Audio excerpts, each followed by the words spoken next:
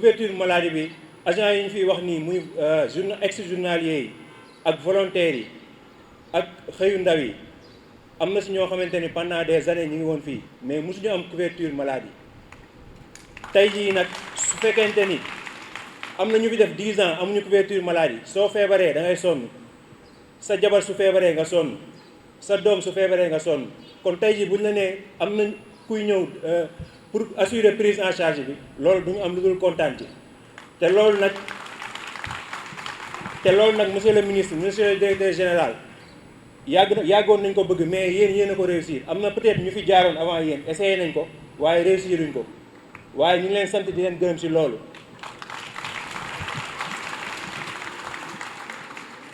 lii nag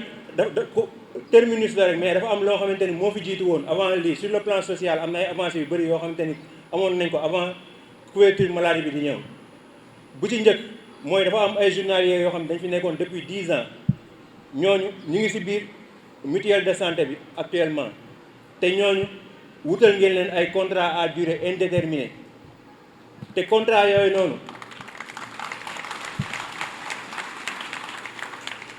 ku nekk ci benn kër di fa liggéeyee pendant ay 10 ans amoo benn yaakaar nga xëy suba ay nit dox ba wutal la contrat à durée indéterminée kooku dafa am bor boo xamante ni da nga ko amee te heure lu mu la sant ci nga war a nekk lu mu la tere ci nga war a da nga ko war a bàyyi ñun agent yëpp loolu la ñu war a def suñu biir bopp. ba pare am na ñeneen ñoo xamante ne ñoom suñuy rak suñuy frère ak suñuy sœur yoo xamante ne dañ leen enrôler ci emploi des jeunes par rapport ak programme xëyu ndaw yi moo xamante ne programme présidentiel la ñooñu tamit seen taxawaay rafet na ci biir liggéey bi ñu ngi leen sant di leen gërëm ci loolu ngeen ngeen jox opportunité suñuy rak ak suñuy frère ñu ñëw rejoindre ñu ci biir liggéey bi. am na tamit ñoo xamante ne ay volontaires lañu woon volontaires yooyu yàgg nañ fi mais mosuñoo am contrat grâce à vous fexe ngeen ba wutal leen contrat ñoom tamit ñu mën a xam foo xamante ne fi la ñuy mën a taxaw ba xamante ne kenn du leen kii daal waaw ñu ngi leen sant di leen gërëm ci loolu. pour terminer mutuelle de santé bi yàggoon nañ ko bëgg mais mosuñu ko am tey jii nii dañuy fier li ñuy nekk UCG mën nañu wax ni sax aujourd'hui nous sommes les enfants gâtés ci biir kër gi parce que ñu bëri ñu ngi liggéey suñu morom yu bëri ñu ngi liggéey ci yeneen service mënuñu am mutuelle de santé bu mel nii comme ni ngeen ñu waxee nii parce que couverture à hauteur de 70% loolu wax dëgg yàlla mën naa wax ni augmentation de salaire la sax parce que li nga doon fajoo peut-être li nga xamante ni direction des ressources humaines lu ci ëpp ci ay cas yu bëri moo ñu ci daan jàppale mais lu mu ci mën rek la daan def bu boobaa mën nañ jàpp ni ñun mutuelle bi augmentation de salaire la parce que xaalis bi ñu doon fajoo dañ koy garder def ko suñu poche. Nous avons eu recours à l'un des meilleurs assureurs du Sénégal à savoir Transvie, qui couvre un réseau de prestataires très élevé et de qualité.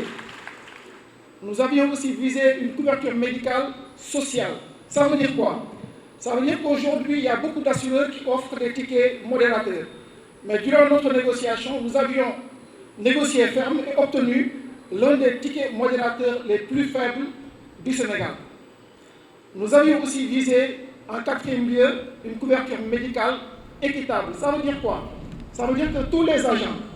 les VPN, les programmes Xëyu Ndaw yi ñëpp la ñu enrôler ci couverture médicale bi. Donc, je pense que c'est extrêmement important. Alors, je m'en vais vous donner les détails maintenant techniques. 70%, c'est le niveau de prise en charge. J'en parlais tout à l'heure, la couverture médicale doit être sociale. Le taux de prise en charge, en général, au Sénégal, c'est entre 40 et 60%. Mais grâce à la compréhension de notre partenaire Transvie, nous avons pu négocier et obtenir 70% de couverture médicale. Ça veut dire aujourd'hui que si un agent est malade, il peut aller se faire consulter auprès d'un médecin généraliste, auprès d'un médecin spécialiste, et il sera assuré à hauteur de 70%. Les bilans médicaux, comme l'imagerie, les analyses de sang, seront subventionnés à hauteur de 70%. Les accouchements pour nos braves dames, les frais dentaires, les frais d'optique, et cerise sur le gâteau, les frais de kinésithérapie et de rééducation. Il faut rappeler que d'habitude, les assureurs, que ce soit les assurances privées ou les IPM, ne prennent pas en charge la kinésithérapie et la rééducation. Mais grâce aux efforts de la direction générale et du team directeur, nous avons pu négocier et obtenir l'assurance, la prise en charge de la kinésithérapie et de la rééducation. Et je rappelle que vous pourrez vous faire soigner dans les postes de santé, dans les centres de santé, dans les districts de santé, dans les hôpitaux, dans les cabinets médicaux privés et dans les cliniques privées.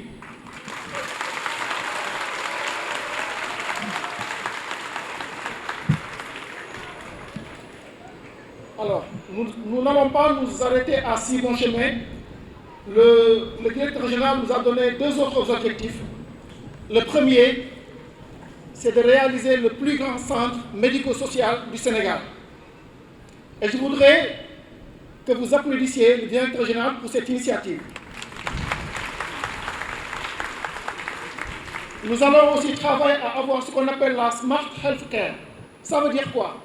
Ce sont des soins de santé intelligents. Aujourd'hui, la médecine, c'est plus de la prévention que des soins. Si nous voulons réduire les coûts, nous devons travailler à faire de la prévention. En quoi faisant? En intégrant l'Internet mobile, les téléphones, la formation, la sensibilisation, pour réduire les coûts et mettre l'accent sur ce qu'on appelle la prévention. D'où l'idée de ce qu'on appelle la Smart Health Care. dafa nekk ci benn programme employabilité jeune xëyu ndaw yi mu doon un programme phare du gouvernement sénégalais ñu defaat aussi confier assurance bi une structure nationale parce que Transvi c'est 100% sénégalais donc njàngat bi ma gëm ne kon maanaam bokk naa ci ñi gëm ne jox nañ confiance le secteur privé national ndax lu toll nii ñu am responsabilité assuré ko kon foog naa ne jox nañu confiance comme ni ko docteur waxee sànq ci prise en charge bi ñun ñu ngi ci 23 agences et bureaux de représentation à travers fii le Sénégal mooy daanaka fépp fu ndaw Sonaged nekk dina fa gis agence su Transvi fépp fu Sonaged nekk Transvi nekku fa je prends l'engagement de créer un bureau de représentation ou bien une agence pour créer proximité bi pour seen prise en charge. démb maa ngi doon wax ak sama directeur exploitation nekk fii Tidiane ma ne ko à partir de mardi il faut que ñu créer benn équipe projet ñu liggéey rapidement pour l'enrôlement. beneen information boo xam ne vraiment c'est très important pour moi mooy seen prise en charge yemul Sénégal seen prise en charge ci juróomi réew yi Transvi nekk tey Sonaged benn employé bu génnoon wala jabaram wala doomam nekk Abidjan nekk Togo nekk Bénin nekk Gambie bu feebaree même prise en charge bi mu am fii Sénégal dañ koy jël foofu.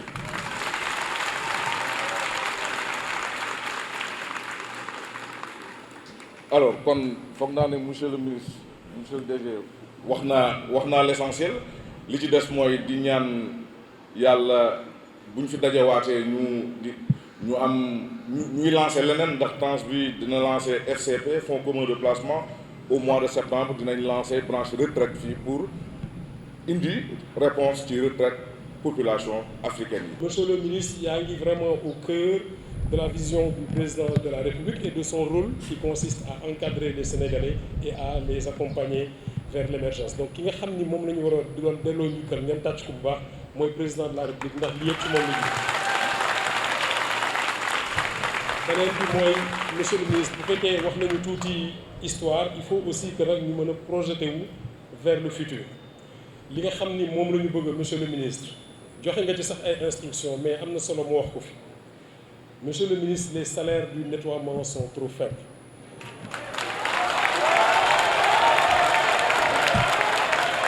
monsieur le ministre ñun jàpp nañ ni amul benn différence ak kii liggéey ci téléphone wala kii liggéey ci électricité ak kii liggéey ci mbalit mi ndax kenn mën na fanaanoo ak sa mbalit donc joxe nga ci ay ndigal conseil d'administration mu ngi ciy réfléchir pour xool nu ñu mën a yokk payoor yu nekk ci nettoiement te loolu monsieur le ministre dafa am solo ndax man bi ma ñëwee fi UCG li ma njëkk a choqué mooy montant yi nga xam ni moom la ñuy fay ñiy dem retraite monsieur le ministre il faut ñu góorgóorlu ba xale yi bés bu ñuy dem retraite ñu mën a am lu topp donc loolu il faut que seen salaire yi ñu topp ko di ko yokk petit à petit di ko ëllëg ñu mën a beneen bi mooy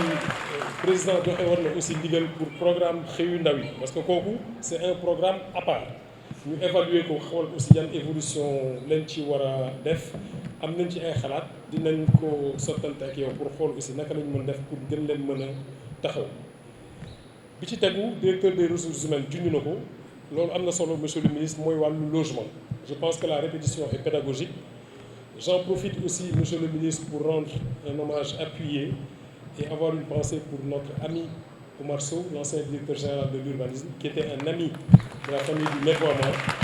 yàlla def mu jógee fii ci ay fan yu néew ci ginnaaw monsieur le ministre Oumar Sow dafa bëggoon famille nettoiement nga jox ko aussi ndigal ngir mu taxawuñu pour ñu am ay logement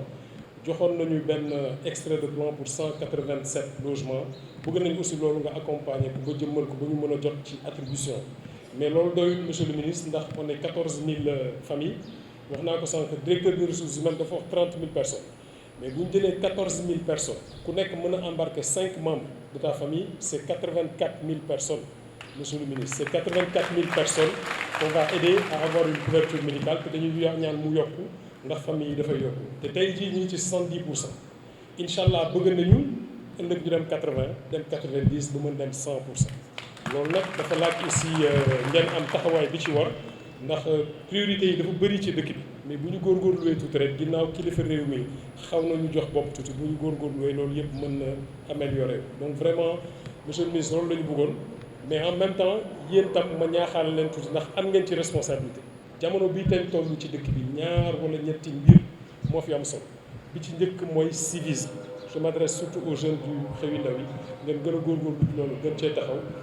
ñaareel bi mooy li ñu leen jox aussi ngeen téye ko te xam seen bopp chômage bi bëri na li ngeen nekk bu leen ko xeeb promotion yi ñi ngi ñëw mbir maa ngi ubbeeku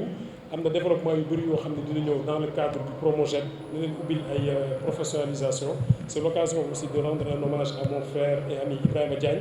directeur Promojet ci li mu liggéey ci UCG